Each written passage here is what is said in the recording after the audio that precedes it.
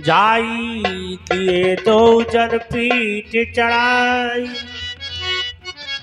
जब हनुमान जी की बात सुनकर भगवान खुश हो जाते हैं इधर, और दशरथ के लला पर डर को बचली। जय श्री राम। जब सुग्रीव राम को देखा, जीवन जन्म धन्य कर ले। हे तात हनुमान जी, ये कौन है? इनके बारे में मुझको महाराज। तब हनुमान तो वैद की सब कथा सुनाए, पावक साखी देकर जोरी प्रीति दड़ाए। महाराज, ये चक्र चूड़ामणि महाराज दशरथ के पुत्र राम है, प्रभु श्री राम है। राम और इनकी पत्नी माता सीता का कोई हरण करके ले गया है, इसी कारण ये वन में घूमते घूमते यहाँ तक आए हैं। आप पावक को साक्षी मानकर इन्हें अपना मित्र बनाइए। ठीक है भैया हनुमान। भगवान, आपसे मैं मित्रता कर लूंगा, मगर मैं आपकी सेवा तन मन से कर सकता हूं, क्योंकि धन मेरे पास नहीं है। भगवान, इस बात पे मैं मित्रता करने के लिए तैयार हूं। हम भी आपकी तन मन से ही सहायता कर सकते हैं, धन इस समय हमारे पास भी नहीं है। जय हो भगवान। तो मैं आपसे अग्नि को साक्षी करके मित्रता करता हूं और वादा करता हूं, जो भी आपका बिगड़े से बिगड़ा काम होगा उसे मैं तन मन से करूंगा। अग्नि को मैं भी साक्षी। इस अग्नि को साक्षी मानकर आपको वचन देता हूँ, आपके ऊपर जो भी कष्ट होगा हटाऊंगा। जय हो।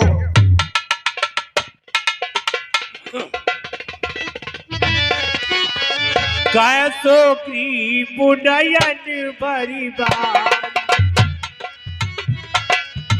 कैसो की वो नयन भरी पारी। मिलहे नाथ पृथ्वीनेत्र कुमारी। और भगवान, जब हमारी और आपकी मित्रता हो गई है, तो मैं आपको दृढ़ विश्वास दिलाता हूं कि एक ना एक दिन श्री जानकी जी माता जी का आपको अवश्य पता चलेगा, वो जरूर मिलेंगे। हमें आप पर बल्टी सहित यहाँ एक बारा, ये बैठे रहे हुए करत विचारा। भगवान, एक बार का जिक्र है, शायद आपको माता जी का पता चल सके। एक बार में मंत्रियों सहित, भगवान एक बार में मंत्रियों सहित इसी जगह पे बैठा था, जब ऊपर को मेरी नजर गई तो एक नजारा देखा था। क्या देखा? था रथ की शकल में एक विमान, अंदर कुछ आवाज जारी थी। रात शायद राक्षस के बस में पड़ी वो जनक दुलारी थी। राक्षस के लोचन लाल लाल, राक्षस के लोचन लाल लाल अंगारा बरसे जाते थे। इस ओर तो पिघलते नैन एक नदी बहाते जाते थे। वो दृश्य, वो नजारा मैं नहीं भूल जाने वाला। जब मैंने मुझसे राम राम कहा तो भगवान एक आभूषण इधर फेंक डाला। मागा राम तुरत ते दीन, हमें वह भूषण दिखलाइए। भगवान, बचोर राय सोच अति कीन। ये वही आभूषण है जो मुझे यहाँ मिला था।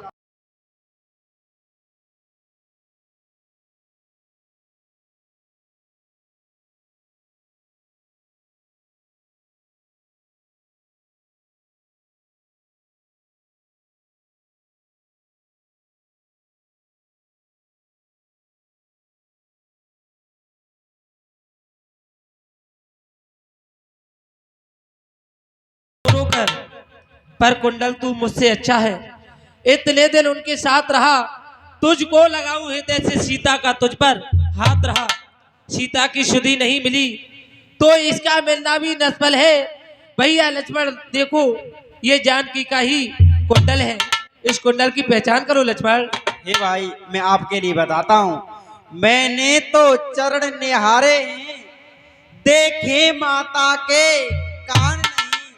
मैं तो बिच्छुओं का सेवक हूँ, कुंडल की खोज पहचान नहीं, पर नाथ शकुन ये अच्छा है, कण कण है तीर कमानों में, वह दिन जल्दी ही आएगा, कुंडल होंगे उन कानों में, कुंडल वाली बेदे ही का इस बात हरण करने वाले, अब सावधान होकर रहना, आते ही रण करने वाले, सतवंती सीता की आहें नाचेगी तेरे प्राणों पर, दक्षिण दिशा को जाने वाले, अब दक्षिण जाना प्राणों पर। लखन ऐसा भी दिन अवश्य आएगा। और ये लक्ष्मण यति की जय। ठीक है भगवत। कैसो ग्रीब सुनो रघुबीरा, ओ तजहो सोच बड़ आनो धीरा। भगवान, आप जो अपने मन में दुखित हो रहे हैं, इस शोक का निवारण करिए, और मैं आपको विश्वास दिलाता हूँ कि माता जानकी का पता तुमको अवश्य लगेगा। मित्रवर हमें पूर्ण विश्वास है, सखा वचन सुन हमें आपकी बात सुनकर काफी हर्ष हुआ। सखा वचन सुन हर्ष कृपा सिंधु बलसी, कारण कपन बसोए मोहि कौसोगी। लेकिन मित्रवर हम आपसे को जानना चाहते हैं, जब से हम ऋषि मुंह पर आए हैं, हम देख रहे हैं आपके चेहरे पर चिंता के निशान हैं, आप किसी चिंता में हैं। जब से हम ऋषि मुंह पर आए तुमको उदासी पाते हैं, चिंता में डूबा देख तुम्हें हम भी चिंतित हो जाते हैं। छुप कर पहाड़ पर रहने का क्या गुप्त भेद है, कारण है? अब हम साथी दुख और सुख के ही कह चलो, तुम्हारा क्या प्रण है? हम दोनों एक दूसरे के सुख और दुख के साथी हो चुके हैं। जिस प्रकार से हमने आपको अपना दुख बताया, उसी प्रकार से आप हमें अपने दुख के बारे में बतलाइए।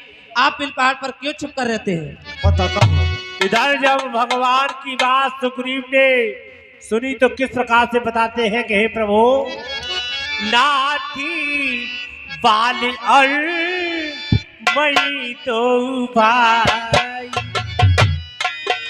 ए नाथ बाल और मई तो भाई,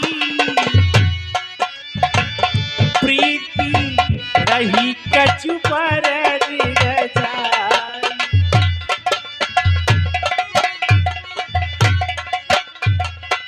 भगवान, आज तक मुझे इस बात को पूछने वाला कोई नहीं मिला। आज मेरे पास भगवान आप आए हो, आपने पूछा तो मैं आपको बताता हूँ। बताओ मित्रवर। हम अच्छा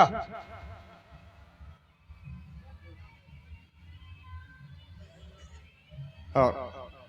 भगवान, मैं अकेला नहीं हूं, हम दो भाई हैं। एक मुझसे बड़ा है जिसका नाम है बाली, और मैं सुग्रीव।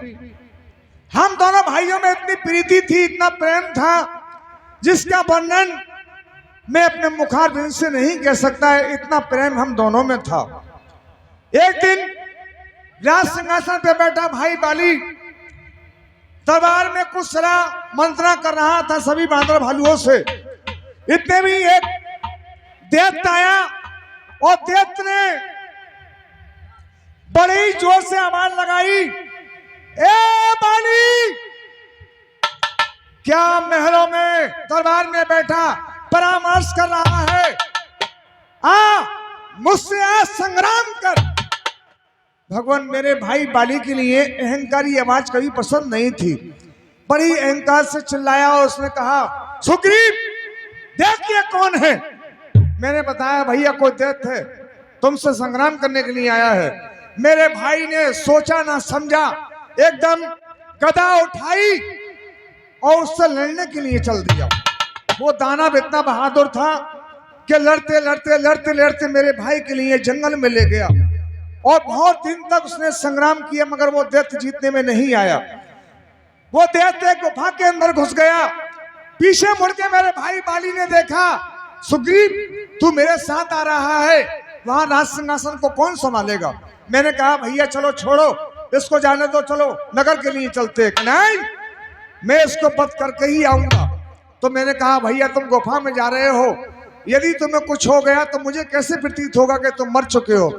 तब उन्होंने बताया कि जिस समय मैं मर जाऊंगा तो मेरे अंदर सफेद खून है, अगर सफेद खून की धारा इस गुफा में से आए तो तू ये समझ लेना कि तेरा भाई बाली मारा गया। भगवान 15 दिन तक बैठ के मैंने उसका इंतजार किया। 15 दिन के बाद में एक सफेद खून की धारा गुफा में से आई तो मैं ये समझा कि मेरा भाई बाली मारा गया। मैंने उस दानव की डर की वजह से, उसकी भय की वजह से एक बहुत बड़ी चट्टान उठाई और उठाकर पत्थर की चट्टान मैंने उस गुफा के मुंह पर लगा दी। मगर भगवान जिस बाली से मेरा भाई बाली संग्राम कर रहा था, जिस दानव से, उसका भी रक्त सफेद था। तो मेरा भाई बाली को तो नहीं मार पाया, बल्कि बाली ने उसको मार दिया। जैसे ही मेरा भाई बाली वो दानव को मार के आया और गुफा का मुंह उसने बंद देखा, बड़ा ही क्रोधित हो गया। मैंने 15 दिन के बाद में राजगद्दी सुनी पड़ी थी। नगरवासी सभी बोले कि ये राज सिंहासन सुना पड़ा है, सुग्रीव जी तुम्हारे भाई मर चुके हैं, तुम यहाँ के राजा बन जाओ और इस राज सिंहासन को संभालो। मेरा भाई बाली जैसी नगर में आया और मुझे गद्दी पे बैठा देखा, भगवान मुझे इतना मारा, मुझे नगर से बाहर निकाल दिया। मेरी पत्नी, मेरे बच्चे, सब कुछ ने छीन लिया। भगवान उस दुख से मैं यहाँ रहता हूँ। और ये हेलो बस आवत नाही तदप सभीत रहे बनवान। और ये 20 रुपए का दान हमारे भीकम सिंह दुकानदार जी, भीकम शर्मा जी हमारे तहसील किन्नौर की तरफ से 20 रुपए का दान दे रहे हैं। सबके लिए बहुत बहुत धन्यवाद।